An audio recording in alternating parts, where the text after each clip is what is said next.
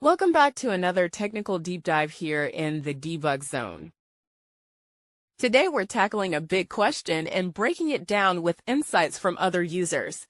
Hopefully this clears up some misconceptions and helps you get the answer you need.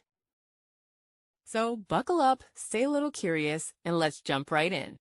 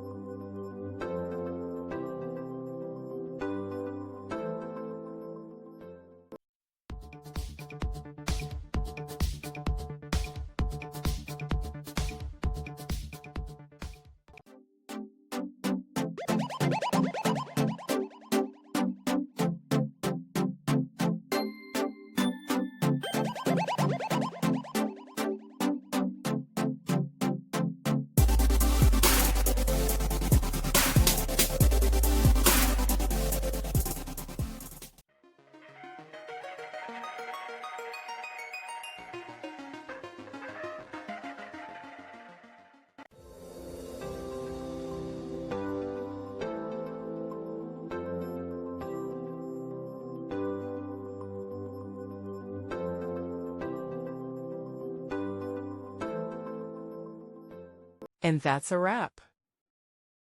I hope you found the answer you were looking for.